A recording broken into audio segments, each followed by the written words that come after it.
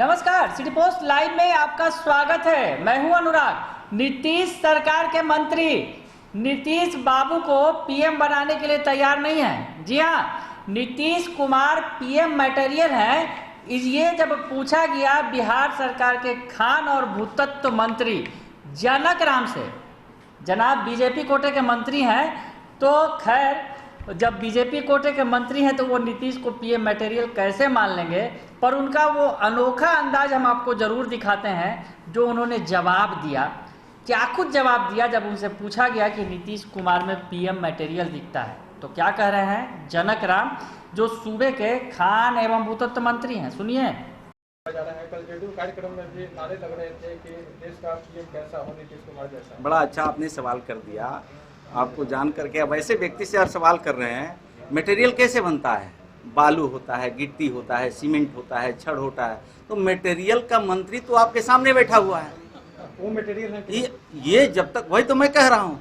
तो पत्थर और पहाड़ और ये बालू का मंत्री से ये सवाल कर रहे हैं। और मुझे लगता है कि यह देश के लोगों ने 14 से 19, 19 से 24 और 24 से 29 तक ये सीटें फुल कर चुकी है। अभी तो 24 खत्म होने वाला भी अभी समय है, लेकिन 24 और 29 भी देश की जनता ने तय कर दिया है कि देश के यशस्वी प्रधानमंत्री नरेंद्र मोदी जी के ही नेतृत्व में देश परम वैभव पे विश्व का गुरु बनने का अगर सपना अगर सच में साकार होगा तो नरेंद्र मोदी जी के नेतृत्व में ही संभव है। और बिहार सुन लिया मंत्री जी का अनोखा अंदाज। कह रहे हैं कि विभाग मेरा ही है।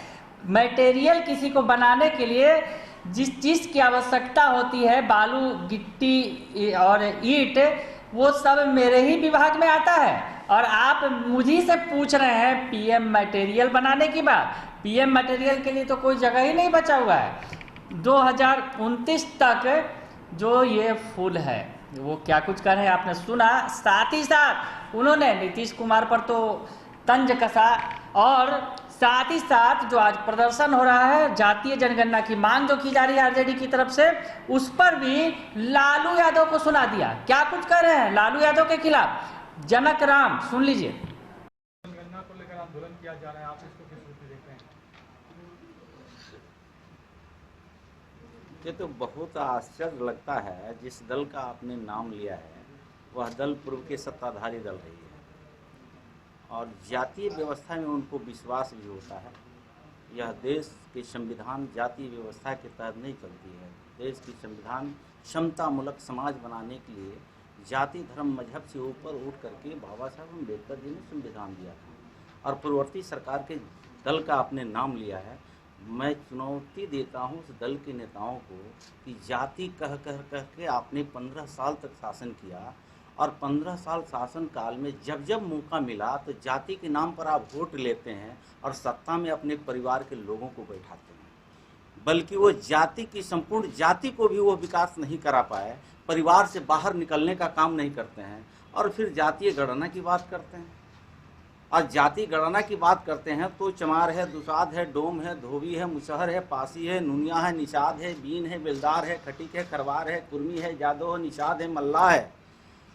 तो ये जितनी जातियां अगर यह बिहार प्रदेश में पाई जाती है, उसमें सर्वाधिक वह अपने परिवार को टिकट देने का काम करते हैं। तो सबसे पहले जातीय गणना के ऊपर चर्चा कराने के पहले अपने दल में जब टिकट का वितरण करते हैं तो ये तमाम जातियां का हमने नाम लिया, उसको उन्होंने समाहित करते। तो स्पष्ट शब्दों में देश दुनिया को लगता कि नहीं, जाति सचमुच में ये न्याय देने वाली पार्टी थी, है। लेकिन ऐसा नहीं, धोखा है। जाति के नाम पर उन लोगों ने परिवार को बढ़ावा दिया।